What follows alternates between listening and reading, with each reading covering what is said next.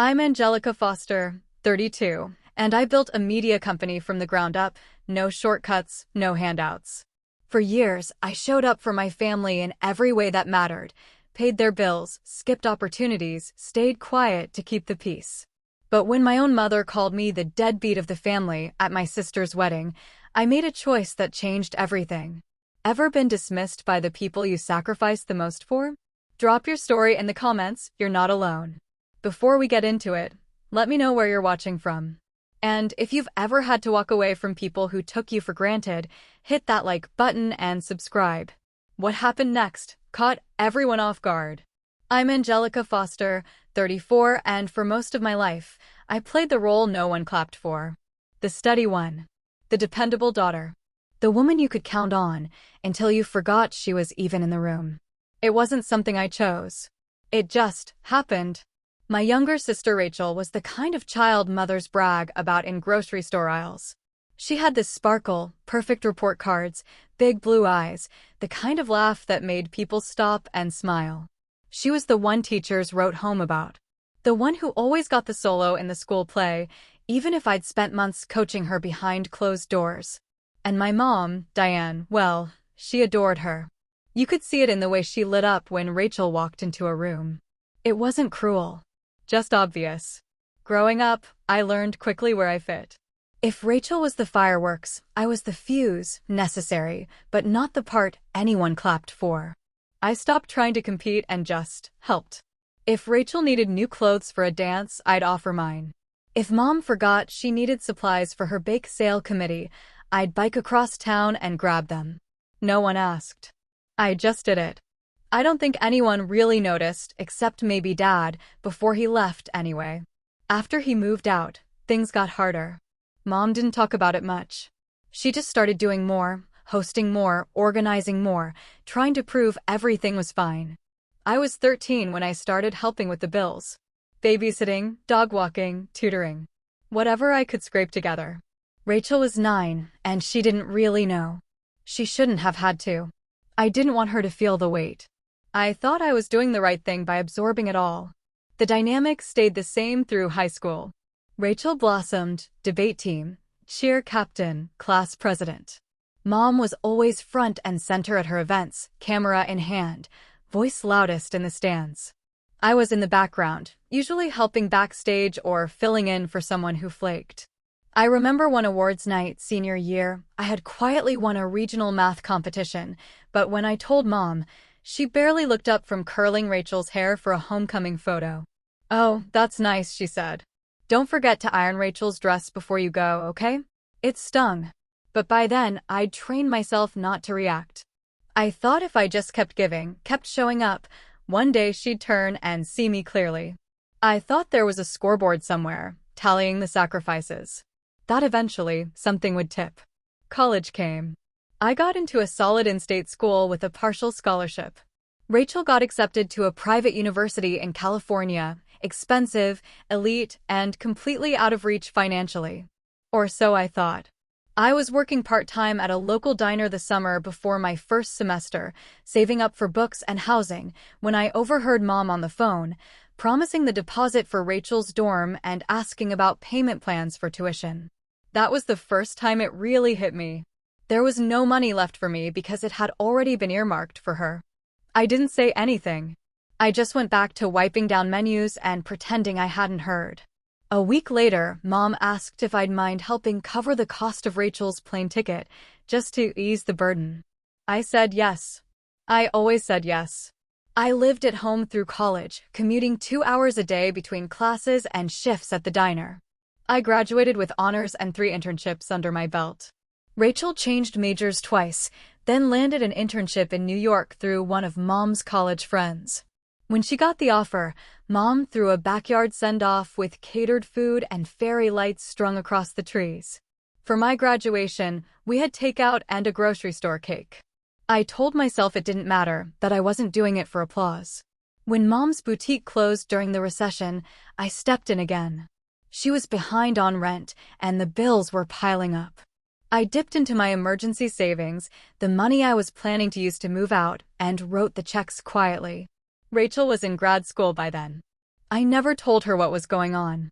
I didn't want her to worry. The same pattern followed into adulthood. I worked in corporate logistics. Not glamorous, but steady. Rachel bounced between cities and creative gigs, PR, fashion, freelance writing. Every time she hit a rough patch, Mom would call me. Can you help cover Rachel's insurance this month? Her lease fell through. Can she stay with you for a bit? It's just until she's back on her feet. So she moved in. Twice. Both times, I cleared the second bedroom, stocked the fridge with almond milk, gave her the nicer bathroom. I never asked for rent. I thought maybe this time, she'd see me differently. Maybe Mom would too. But they didn't. They never really did. When Mom had her surgery 3 years ago, knee replacement, long overdue, I took 3 weeks off work to stay with her. I handled her appointments, her meds, the bills, her physical therapy. Rachel flew in for the weekend, posted a few filtered selfies of them with smoothies and flowers, then flew back out. People left comments like, "Such a devoted daughter." I liked them anyway. Sometimes I wonder what would have happened if I had pushed back more. If I had demanded recognition, or refused to help, or even just said no once in a while. But at the time, saying no felt like abandoning the only thing tethering me to my family. I wasn't the favorite. I wasn't even visible most days. But at least I was useful. That counted for something. Or so I thought. I didn't know then how far it would go. How one day, that same mother, the one I covered for, paid for, cared for, would stand at a microphone in front of 150 people and casually erase me with a single sentence. I didn't know yet how deep the cut could go. But I would. And when it came, it wouldn't be loud or dramatic. It would be simple. Offhand. Something that passed most people by. Except this time, the world would see it too. And this time, I wouldn't just disappear. When I left my job at the logistics firm, I didn't expect a parade. But I also didn't expect silence. Not the heavy, strained kind, just the kind where no one even pretends to care. I had spent 6 years at the same company, worked my way up from assistant project coordinator to team lead. It wasn't a dream job, but it was stable, well-paying, and predictable. Which was exactly the problem. I felt myself shrinking inside that cubicle every day. The more organized I became, the more invisible I felt. The big ideas, the strategy work, that all went to people louder than me, even when I'd written the proposal myself. I hit a ceiling, and I knew if I stayed, I'd watch 10 more years slip away behind spreadsheets. So I left. I'd been saving for almost 2 years and started laying the groundwork for a small media consultancy, content strategy, branding, campaign planning. I already had one small nonprofit client lined up and a few leads from friends. I wasn't reckless. I had spreadsheets, models, 6 months of runway. I took it seriously. When I called Mom to tell her, I kept it short. I said I was launching my own business. That it was time. That I was ready. There was a pause on the other end. Not long, maybe 2 seconds. But I knew that pause. It meant recalculating. "Are you sure that's a good idea?" she said, in that tone that sounded supportive if you didn't know better. "I mean, with the economy. What happens if it doesn't work out?" "I've been planning this for a while," I said. "It's not like I just woke up and quit." "I'm just saying," she added, "you don't want to end up, well, depending on us." I laughed, but it came out sharper than I intended. "I've never depended on you." She didn't respond. We didn't talk again for a few weeks after that. I tried not to take it personally. I poured myself into the business, late nights refining pitch decks, building my website, juggling client calls from my living room. It was exhausting but exhilarating. The nonprofit client referred me to 2 others. A small bakery hired me to handle their rebrand. I wasn't rolling in money, but I was paying the bills. And for the first time in a long time, I felt like I was building something that was mine. But the more I grew, the less they acknowledged it. At family dinners, they'd still ask about the logistics company. I'd remind them I had left, and they'd blink like it was new information.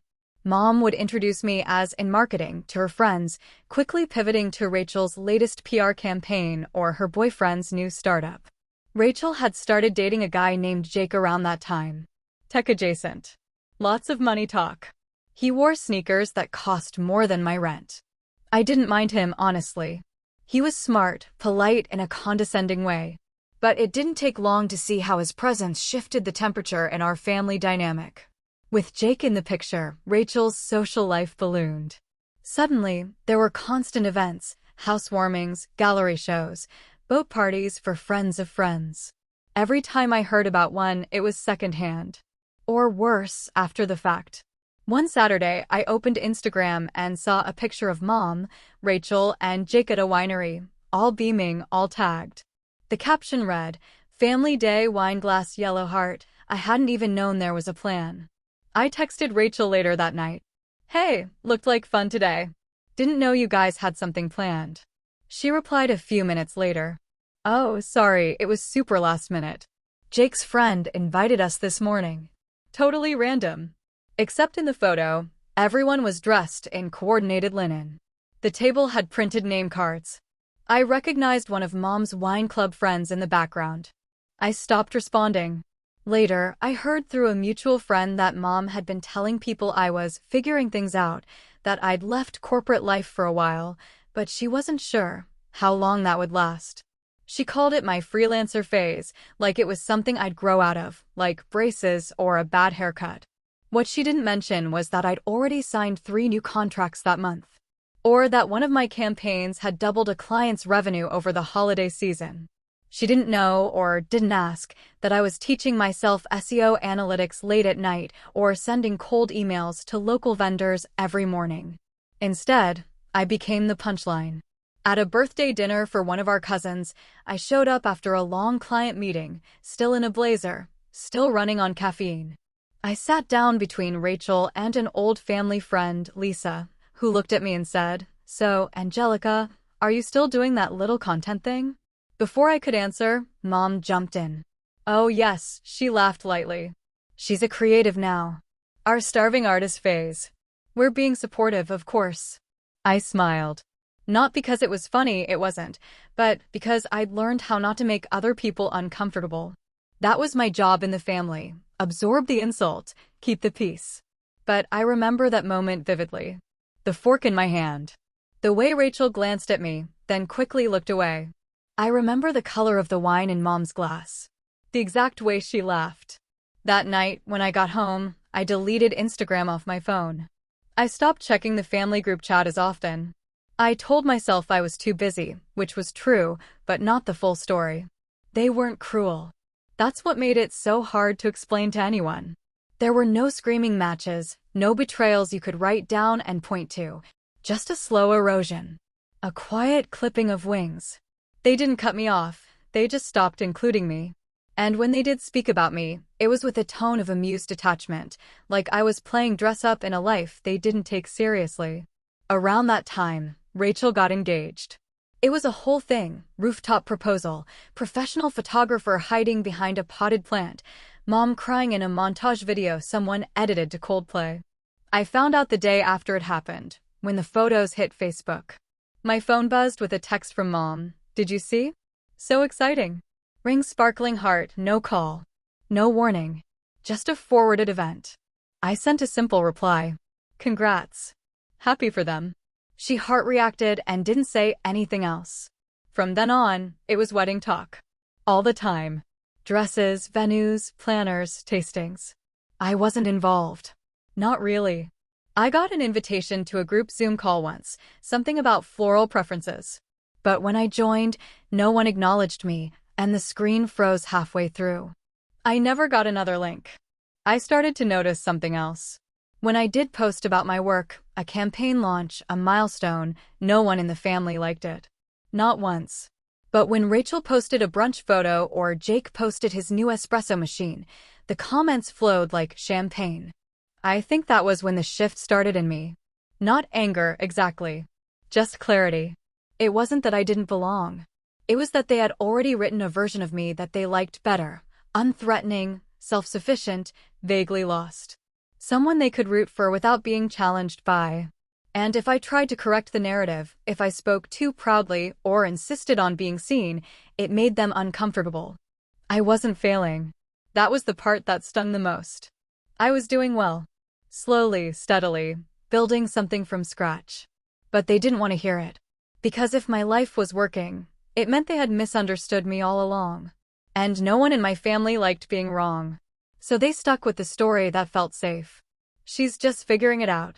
She's in her freelancer phase. She's a creative now. It was easier than saying the truth. That I'd changed. That I'd grown. That maybe they'd underestimated me. But they wouldn't be able to ignore me forever. And whether they liked it or not, something was coming that would make them finally, undeniably, look. Rachel's wedding came together quickly. Not rushed, exactly, just tightly choreographed. The kind of event that looks spontaneous on social media, but takes 5 spreadsheets, a stylist, and a family committee to pull off. I wasn't part of that committee. I found out the wedding date through a group text. No direct message, no call. Just a mass update sent out the morning they booked the venue. Save the date. Can't wait to celebrate with everyone clinking glasses ringed up. I replied with a thumbs up emoji and nothing else. A week later, I got the official invitation in the mail. It was addressed to Ms. Angelica Foster, no handwritten note, no +1 line. Just embossed cardstock and curated formality. It wasn't a surprise, really. I already knew I wasn't in the bridal party. That had been made clear early on when Rachel tagged her bridesmaids in its "Say Yes to the Dress" post. All 5 women were in coordinated champagne robes, holding matching glasses of Prosecco.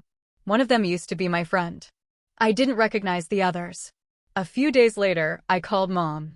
Not to ask why I wasn't included, I already knew better, but to check if she needed anything.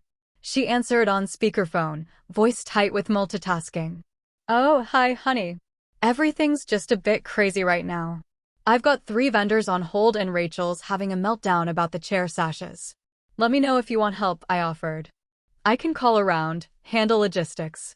Or errands if you need anything local." There was a pause. "You've got your hands full with your company. I can make time." "Well," she exhaled. "I guess if you're not too busy." Then she asked if I could contribute toward the DJ deposit. Rachel really had her heart set on this guy. He's expensive, but the energy he brings to a room is worth it. I wired the money that night, enough to cover half the cost. She asked if I minded doing it anonymously.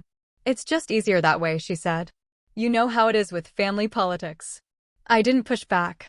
As the wedding approached, I kept waiting for some kind of inclusion.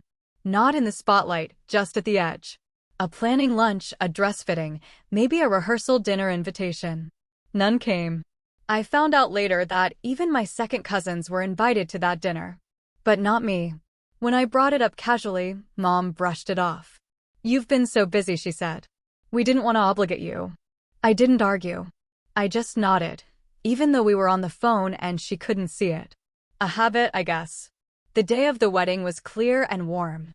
Mid-September, just cool enough to keep the flowers from wilting. The ceremony was held at a vineyard about 40 minutes outside the city, elegant, understated, the kind of place with chandeliers in the tasting room and white wooden chairs lined up like piano keys on the lawn. I drove myself. Parked at the far end of the lot. I wore a simple navy dress, one I'd bought on sale months earlier, but never had a reason to wear. I brought a gift, hand-wrapped, thoughtful, something they'd never thank me for. Inside, everything glowed. Pale pink florals, gold accents, flickering candles floating in glass cylinders. Rachel looked stunning. She always did. Her dress was sleek and modern, her hair curled into soft waves, her makeup flawless. She looked like she'd stepped out of a bridal magazine. I stood near the back during the ceremony. I don't think Rachel saw me. I'm not sure if Mom did either, though she walked past me twice without acknowledgement. The vows were short. Beautiful, even. Jay cried. Rachel didn't. She smiled the whole time. Cocktail hour was held on the lawn. Servers moved through the crowd with trays of wine and hors d'oeuvres. People laughed, took pictures, toasted early. I stayed off to the side, near a low stone wall that edged the property. Just far enough not to intrude, but close enough to be seen, if anyone was looking. No one was. About halfway through the hour, I heard Mom's voice. Clear and bright, the way it gets when she's in her element. She was standing with a group of Rachel's college friends, all tanned, laughing, holding stemless wine glasses like accessories. I wasn't trying to listen. I was maybe 10 feet away, facing the opposite direction, staring out toward the vineyard rows. Then I heard her say it. "Oh, don't mind her," she laughed. "She's just the deadbeat of the family." It was so casual, like a throwaway joke. Lighthearted. Almost affectionate if you didn't understand the history behind it. The way she said it made it sound like I was harmless. Like a lovable disappointment. The conversation kept going. A few polite chuckles. Someone said, "Oh, stop, Diane," like it was all in good fun. But then one of the women glanced over at me. Her face changed when she realized I had heard. That fleeting flicker of pity, the kind people try to cover with a smile. I didn't move. I didn't react. I just stood there, wine glass still in my hand, staring out at the vineyard. My ears rang. My body felt hot, then cold, then hot again. Deadbeat. After everything. After the bills I paid. After the rent I covered. After the nights I sat beside Mom's hospital bed while Rachel was posting throwback vacation pics from Miami. After the DJ. After the fact that I never once made it about me. That's what she called me. A deadbeat. It wasn't even the insult that hurt. It was the dismissiveness. Like I wasn't just unimportant, I was a punchline. Something to explain away while the real family celebrated around me. I left before the dancing started. Slipped out while most people were still on their second glass of rose. I didn't say goodbye. I didn't leave a note. I drove home with the radio off, my hands gripping the steering wheel tighter than necessary. That night, I lay in bed staring at the ceiling, trying to think of a time Mom had ever said anything proud about me. Not just to me, but about me to someone else. I couldn't think of a single instance. Not one. The next morning, I got a group text from Rachel. "Thank you all for making yesterday so magical, 2 hearts feeling so loved and grateful." I didn't respond. 2 hours later, I saw a new post on Mom's Facebook. A photo of the wedding party, all white and gold and smiles. The caption read, "A perfect day with our perfect girl. Couldn't be prouder of our Rachel, beautiful inside and out. She's everything a mother could hope for." I stared at that photo for a long time. Then I turned off my phone, closed my laptop, and opened a new document on my desktop. I didn't know it yet, but that moment, standing alone on the edge of that perfect vineyard, overhearing a sentence that was supposed to be harmless, was the beginning of something else. Not revenge. Not even anger. Just clarity. And a decision I wouldn't come back from. I left the wedding without saying a word to anyone. No polite wave to the bride and groom, no goodnight to the cousins, no last glance back. I walked across the gravel lot in those uncomfortable heels, climbed into my car, and shut the door. Then I just sat there. The engine stayed off. My hands rested on the steering wheel, but I wasn't ready to drive. Not yet. The music from the venue floated faintly through the closed windows, something upbeat and vaguely familiar, the kind of song that plays at every wedding, where everyone is supposed to dance and laugh like nothing's broken. I stared straight ahead. The vineyard rows blurred in the dusk light. And for the first time in a long time, I didn't feel like I had to hold it all together. I didn't cry. I didn't scream.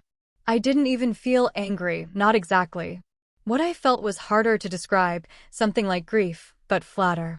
Like the grief you feel after someone's been sick for a long time. Like you've already mourned the version you hoped for, and what's left is just the confirmation. I stayed parked there until the lot lights flickered on, casting everything in a pale yellow glow. Then I drove home in silence, dropped the gift off on Rachel's porch at 11:30 p.m., and didn't look back. I didn't talk to anyone about it at first. I told myself it wasn't worth explaining. That it would sound small, taken out of context, one sentence, overheard, brushed off. But it wasn't just the words. It was the truth underneath them. The ease with which they were said. The comfort Mom had, laughing like I was just a long-standing family joke. A few days passed before I said anything out loud. I met up with Maya, my best friend, for coffee, the kind of meeting we used to schedule once a month, but had let slide because we were both busy. She asked how the wedding was, and I surprised myself by answering honestly. I left early. She looked up from her latte. Why? I hesitated. Mom called me a deadbeat. To one of Rachel's friends. I heard her say it. Like it was nothing. Maya didn't say anything for a moment. She just blinked, her lips slightly parted like she was waiting for the punchline that never came. Then she set her cup down slowly and said, "You don't owe them your silence anymore." That sentence hit harder than I expected. Because deep down, I had still been protecting them. Even after the dinners I wasn't invited to, the DJ payment I wasn't acknowledged for. The years of being useful but never visible. I'd still been holding my tongue. Making excuses. Pretending the hurt was manageable because naming it made it real. Maya sat back in her chair. I mean, Angelica, come on. You've been covering for them for years. I knew she was right. I thought about the bills. The favors. The nights I'd spent sleeping in a hospital chair so Mom wouldn't wake up alone.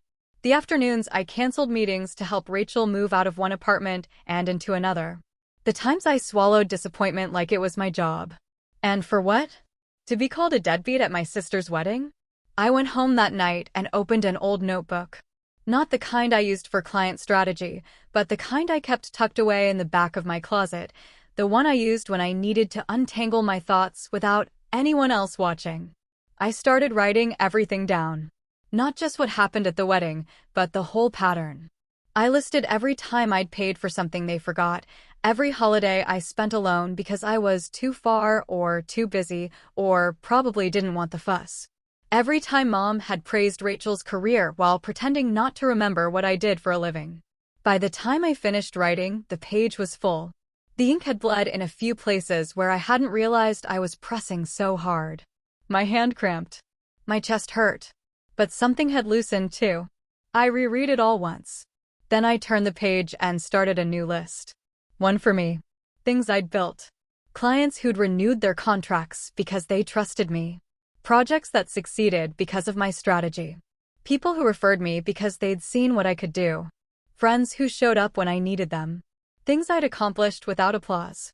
The next morning, I opened my business email and filed for an LLC conversion. I'd been operating as a sole proprietor for too long. Part of me had been hesitant to formalize it, as if calling it a company might make someone laugh. But I wasn't waiting for permission anymore. I also updated my website, finally adding a section I'd been avoiding: testimonials.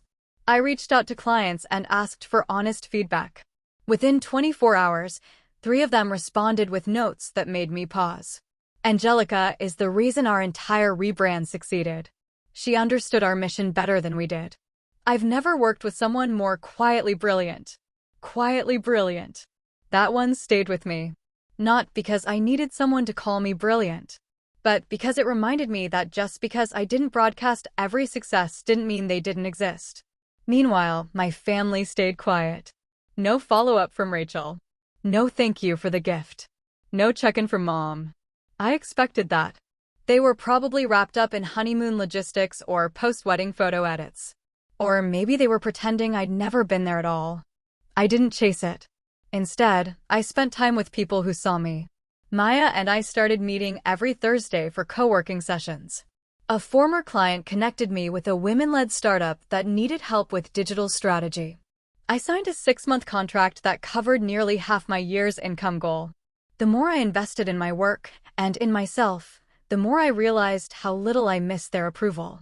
There were moments, though. Quiet ones. Like when I saw Rachel post a family photo with a caption that read, "Couldn't ask for a better support system, 2 hearts," and my name wasn't tagged. Or when Mom shared a memory from a past Christmas, writing, "Love our little family, always there for each other," even though that year I had been home alone with takeout and a headache because they'd forgotten to send me the address for dinner. Those moments stung. Not because I wanted to be part of their version of family anymore, but because it reminded me how easily I had been written out of it. I told Maya about it once, when we were walking back from lunch. It's like they've built this glass wall between us. I can see them. They can see me.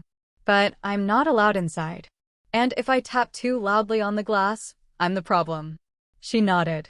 Yeah. And meanwhile, you're the one who built half that house. That metaphor stuck with me for days. Because it was true. I had spent so long trying to earn a seat at a table that I helped set, only to realize the chairs were reserved for people who never brought anything. That realization changed something in me. Quietly at first. But it grew. Like roots, slow and invisible, until one day the foundation cracks and the house starts to shift. I wasn't angry anymore. Not in the way I had been that night in the parking lot. What I felt now was steadier. Clearer. I was done performing for an audience that kept me behind the curtain. And next time they tried to ignore me, it wouldn't be so easy. I didn't confront them. No dramatic calls. No family sit-down. No long, emotional message outlining everything they'd done wrong. I was tired of trying to get people to hear me when they had no intention of listening. Instead, I got quiet. Not silent, just focused. I took all the energy I'd spent trying to earn their approval and redirected it into my work. Hard. I woke up earlier. Took on more projects. Said yes to challenges I might have hesitated over before. I wasn't trying to prove anything to them, not anymore. But I was trying to see what happened when I gave my full effort to something without apology. 2 months after the wedding, I landed a client I never expected. It started as a referral through a friend of a friend. A small civic organization that needed help developing digital content for a voter education campaign. They didn't have much of a budget, but they were scrappy and passionate, and I respected what they were trying to do. I agreed to a modest contract, mostly strategy and content planning, but the more I got involved, the more I realized something was off. The data didn't add up. The voter registration numbers coming out of certain districts didn't match the reports. Candidate donations were spiking from LLCs that barely existed. There were whispers about backdoor deals. Nothing solid, just enough to raise suspicion. I started digging. In another life, I might have passed that info along to a journalist. But I wasn't just a strategist anymore.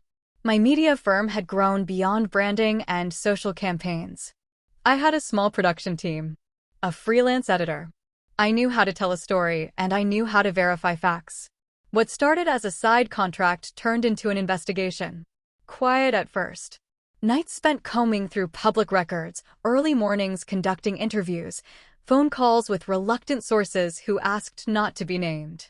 I didn't publicize the work. No teasers, no behind-the-scenes posts. I didn't need the noise. I needed it to be right. 3 months after Rachel's wedding, the finished piece aired. A 30-minute investigative documentary, co-produced with a regional media collective, exposing campaign finance fraud, voter suppression tactics, and illegal donation channels tied to a local mayoral candidate. The evidence was airtight. The impact was immediate. 2 city officials stepped down within 48 hours. A formal ethics investigation was launched. My company's name appeared in the credits. So did mine. I didn't tell anyone in my family. I didn't even hint at it. It wasn't about them. But they found out anyway. That Saturday, during a baby shower for one of Rachel's friends, some elaborate backyard brunch setup with mimosas and name tags, someone saw the segment on the TV inside the house. It was airing on a major local affiliate right after a noon cooking show. Apparently, the audio caught everyone's attention. Someone shouted, "Wait, isn't that your sister on the news?" Mom was holding a stemless wine glass when it happened. She dropped it. It shattered at her feet. I wasn't there, obviously. But I heard about it from 3 different people. The first was a former classmate who happened to be at the party as a guest of a guest. She DM'd me that evening. Just saw your documentary. Amazing work. Your mom looked like she'd seen a ghost. The second was Rachel's college roommate, who still followed me on LinkedIn. She commented on the post I finally shared that weekend. "You deserve all this. And more. You've always been the real deal." The third was Maya. She called me the next morning. "So," she said, "how's it feel to drop a bomb without even showing up?" I shrugged, even though she couldn't see me. "Quiet," I said. "But satisfying." There was a long pause. Then she said, "They're never going to be able to write you off again. Not after this." That wasn't the goal. But she was right. Something shifted after the documentary aired. Not just publicly, but privately inside me. For years, I'd been doing good work, solid work, work that mattered. But I'd never let myself really take up space. I was always too careful. too restrained. Afraid of seeming like I was bragging. Afraid of making anyone uncomfortable with how hard I was trying. This time, I didn't shrink. I did interviews. Talked about the process. Shared the behind-the-scenes photos. I responded to every message, every email, every congrats, with calm gratitude, not apology. And for once, I wasn't waiting for someone from my family to chime in, because I knew they'd seen it. I waited 4 days. Then, out of curiosity, I checked Mom's Facebook. Nothing. Not even a like.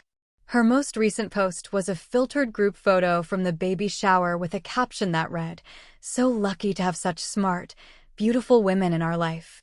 My name wasn't tagged, but I wasn't surprised anymore. That's what made it different. Before, that kind of omission would have gutted me. I would have gone quiet, maybe doubted whether I had done something wrong. Now I felt removed. Like watching a rerun of a show I'd already memorized. I knew the script. I just didn't care to follow it anymore. What did surprise me was the message from Rachel a week later. It was short. "Hey, just saw the documentary. I didn't know you were working on something like that. Congrats." I stared at the message for a full minute before deciding how to respond. "Thanks. It was important work." That's all I said. She didn't write back. 2 days after that, Mom called. I let it go to voicemail. Her message was upbeat in a forced way. "Hi, sweetheart. Just calling to check in. Hope you're doing well. We saw something on the news. Looked like your name? Anyway, give me a call when you have a minute." I didn't call back. Not out of pettiness. Just self-respect. If she wanted to talk, she could say what she meant. Not dance around it like I'd accidentally wandered into relevance. Over the next few weeks, I got busy. The doc opened doors. A regional foundation offered grant funding for future civic reporting. A podcast reached out for an interview. My client base grew, not just in size, but in quality. More aligned. More purpose-driven. The kind of work I used to dream about when I was still trying to prove myself.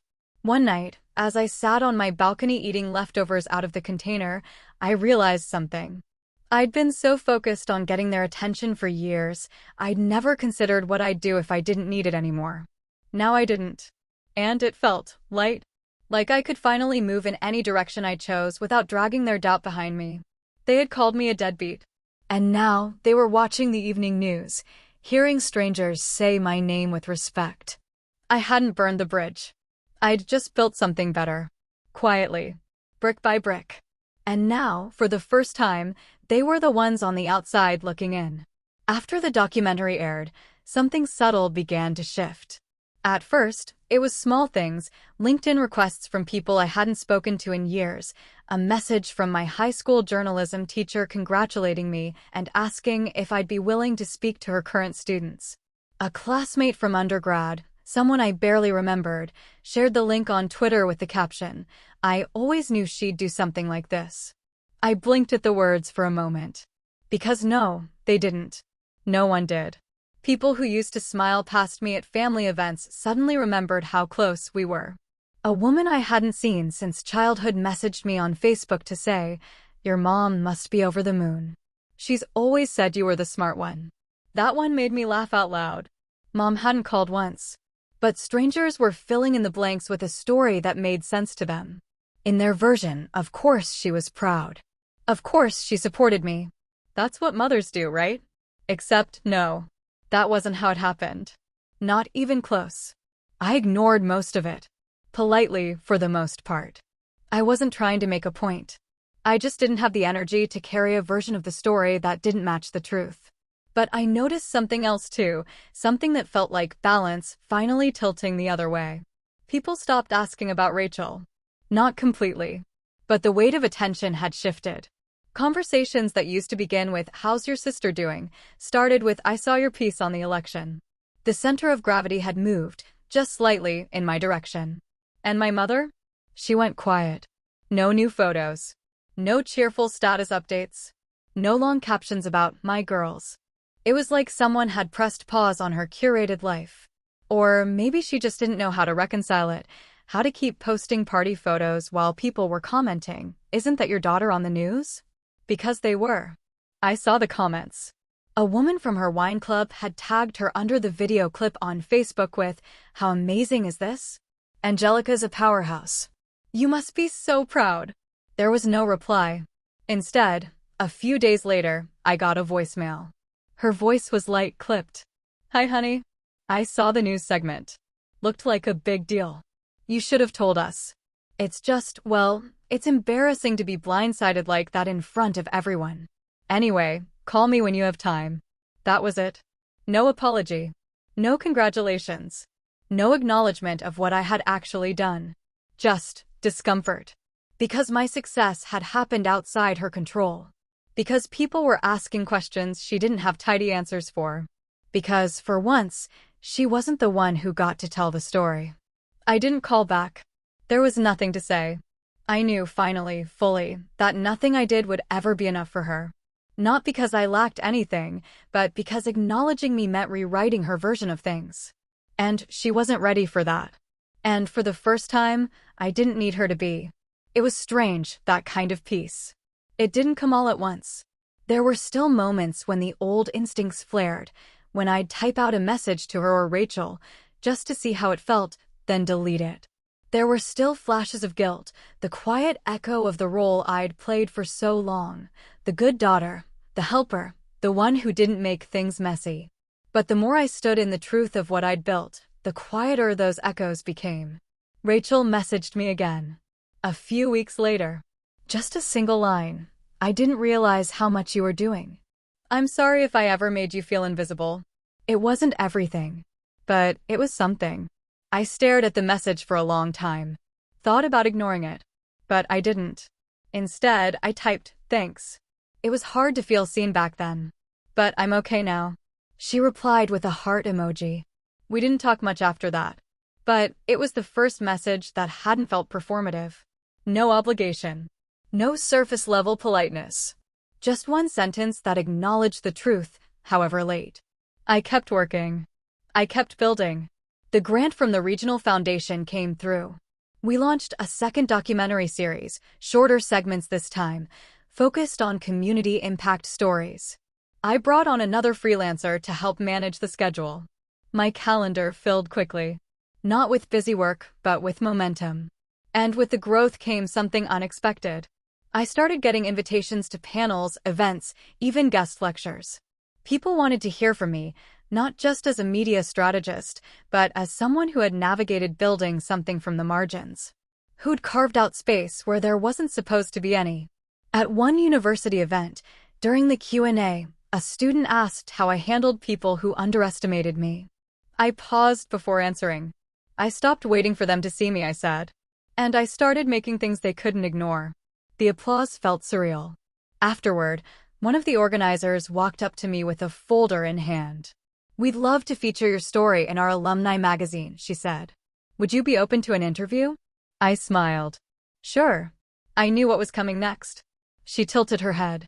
"Wait, you're related to Rachel Foster, right? I think she mentioned you once at an event a couple years ago." I nodded. "That's me." She blinked. "Wow. Small world." And then, gently, "You're the one people are talking about now." I didn't say anything. I didn't need to. Back home, I updated the About section on my company website. For years, it had been vague, intentionally. No photo. Just a line about strategy and storytelling. But that night, I added a new paragraph. I wrote plainly, directly, about what we stood for. Why we told the stories we did. Why being underestimated had sharpened our focus, not dulled it. I put my photo next to it. No filters. No careful posing. Just me, sitting at my desk, looking like exactly who I was. I sent the update live at 2 a.m. Then I closed my laptop, turned off the light, and slept better than I had in months. The next morning, I woke up to an email from my old manager at the logistics firm. "Saw your name on the news. Congrats. You always had that fire, just needed the right place to burn." It was the kind of message I would have framed once. Now it just made me smile. I was already halfway into my next project, and far past the point of waiting for anyone's permission. Rachel reached out again about a month later. This time, she didn't text. She called. I almost didn't pick up. I'd just gotten home from a long meeting, and her name flashing on my screen made my stomach tighten, the way it always had, like I needed to brace for something, even if I didn't know what. But I answered. "Hey," she said. Her voice was lower than usual. "Can we talk?" "In person." I waited a beat before responding. "Sure." We met that Saturday at a cafe halfway between our neighborhoods. Neutral ground. Neither of us had been there before. It was quiet, with wide windows and too many houseplants. I got there first and chose a small table in the corner. She showed up 5 minutes later, coat half-buttoned, no makeup. That alone told me something had shifted. We hugged, briefly. It felt like habit more than affection. She sat down, ordered a black coffee, then stared at the menu like she needed something to do with her eyes. When she finally looked up, she said, "I don't know where to start." I didn't say anything. She sighed. "I think I believed what she told me about you because it was easier than asking questions." I didn't expect that. She went on. "It's not an excuse. I didn't realize how much I was benefiting from it. From being the one who got praised, got defended, got protected." She paused. "And you were just there, handling things quietly." I kept my expression still. I didn't want her to see how much those words landed. "I remember once," she said, "I asked Mom why you didn't come to Christmas one year. She said you were probably too busy or didn't like the cold." I didn't push back. "I never thought to ask you directly." "I was waiting for the address," I said. She blinked. "What?" "That year. I didn't show up because no one sent me the address for dinner." Her face changed. Not dramatic, just the smallest flicker of something that looked like shame. "I'm sorry," she said. Quiet. Direct. I nodded. "Thank you." We didn't rehash everything. I think we both knew that wouldn't help. Too many years of distance and unspoken hierarchy to unpack in one conversation. But the honesty was new, and I wasn't about to dismiss it. "I watched your documentary twice," she said. I kept thinking, how did I not know this is what she was doing? Then, softer, "I'm proud of you." That one took me a second to process. We talked for over an hour. Nothing heavy after that. Just normal things, her work, my projects, how expensive rent had gotten. It felt strange, talking like that. Not like sisters catching up after a fight. More like two people starting fresh, without the roles we used to play. Before we left, she asked if we could do it again sometime. "Sure," I said. "We're not best friends now. That's not where this is going. But we talk. Occasionally. On our terms. Without Mom mediating. And that makes all the difference. There's no pretense anymore. She doesn't ask me to cover things for her. I don't ask her to explain me to anyone. We share things when we want to, and that's enough." It's strange how light a relationship can feel when it's not weighed down by old expectations. As for my mother, we're polite. Distant. I send cards on holidays. She replies to emails in one-line bursts. "Hope you're well. Thanks for the update. Say hi to Maya." She likes to pretend nothing ever happened. That the wedding wasn't what it was. That the voicemail wasn't exactly as dismissive as it sounded. That her daughter didn't call her a deadbeat in front of half a vineyard and then watch, quietly, as the world changed its mind. That's fine by me. I don't need her to own it anymore. There was a time I would have given anything to hear her say the words, "I'm sorry. I was wrong." But now I realize it wouldn't change much. She's not built for accountability. She's built for image. And as long as she can maintain the surface, she'll keep doing what she's always done, smiling through it, controlling the narrative, editing the past to fit the present. And I've stopped trying to correct her. That's the part that surprises people. That I don't want to confront her. That I don't want to make her understand. But the truth is, she can't give me what she never had to give. Recognition. Grace. Fairness. Those weren't her currencies. She dealt in control, in appearances, in selective memory. And for years, I accepted those terms because I thought I didn't have a choice. Now I know better. Now I choose my own terms. I don't attend family events unless I want to. I don't chase invites. I don't ask for updates. If Rachel wants to see me, she calls. If Mom sends a group message, I skim it. I no longer measure my worth by how often I'm mentioned or included. It's quiet, this new life. But it's solid. The people I let close now, they know the whole story. Not the version mom curated, not the version that made everyone else comfortable. The real one. With all the tension and imbalance and quiet resilience it took to get here. And slowly, I've started to feel something I didn't expect, relief. Not because everything's perfect, but because I no longer need it to be. I've stopped performing. I've stopped apologizing. And the people who love me, really love me, don't need a backstory or an explanation to understand why I am the way I am. They just show up. As I am. As they are. No roles. No scorekeeping. No fragile egos trying to rewrite the script. Just presence. That's what rebuilding looks like for me. Not a dramatic reunion. Not a family photo where everyone pretends nothing cracked. Just two sisters meeting for coffee. Just a phone that rings less often, but always for the right reasons. Just a life that finally feels like mine. No strings. No stage directions. And no glass walls. It's been over a year now. A year since that wedding. Since I stood by the bar in a rented dress and heard my mother laugh as she called me a deadbeat to a stranger. A year since I sat in my car afterward, hands still on the steering wheel, trying to figure out how someone could erase you so cleanly while you were standing in plain sight. It feels like a lifetime ago. My company has grown in ways I couldn't have predicted. We expanded our team, not by much, but enough to handle the load. There's a rhythm to things now, pitching, producing, launching. And the latest investigation we wrapped? It made national press. A feature segment on a major network. I flew to New York for an interview. I wore a navy blazer. I kept my answers tight, focused, clear. People know my name now. Not because I shouted. Not because I fought to be noticed. But because I kept showing up. I did the work. I stayed steady. And eventually, that was enough. Sometimes I'll catch myself waiting for the high that never comes, that moment where it's all supposed to feel dramatic or triumphant. But it doesn't. It just feels quiet. Like the sound of your own footsteps in a hallway you built yourself. My mother still hosts dinner parties. Still posts pictures of cheese boards and wine pairings. I'm rarely invited. That's not a complaint. It's just a fact. But I hear, through secondhand channels, that she started introducing me differently. Angelica? Oh, she's my daughter, the journalist. She says it now like it's always been true. Like she's always been proud. I don't correct her. There's no point.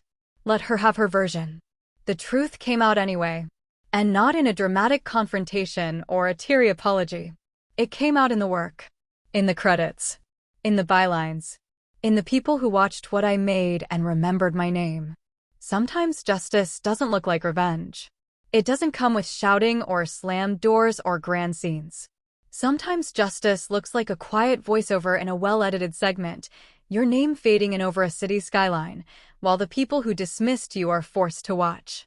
I've learned to stop needing closure in the form of apology. Sometimes the absence of denial is its own kind of truth. Rachel and I still talk. Not often. Not deeply. But when we do, it's real. She sends me links to articles she thinks I'll like. I text her when I see a job posting that might suit her. We don't talk about mom. That's an unspoken rule we're both happy to keep. And mom? She's polite now. Controlled. There's a kind of caution in her tone when she reaches out, like she knows the balance has shifted, but doesn't quite know how to act. She sends me holiday cards, the generic kind, with pre-printed signatures and glitter that flakes off when you open the envelope. Sometimes she includes a note. Saw your piece, very professional, or hope you're taking time for yourself. They read like postcards from a tourist passing through my life. I keep them in a drawer. Not out of sentiment. Just to remind myself that this happened. That she saw me, eventually, even if it was too late to matter. I don't invite her in. I don't send updates. I don't hope for change. But I'm not angry anymore. That's the part one never expected. That the anger would burn out and leave something cleaner behind. Not forgiveness, exactly. Just distance. Peace. I still think about the version of me that stood in that vineyard a year ago, clutching a drink and trying not to flinch. I wish I could tell her, hold steady. You don't need them to see you yet. You'll be seen. Because I am now. In the ways that matter. By my team, who trust my leadership. By my clients, who keep coming back.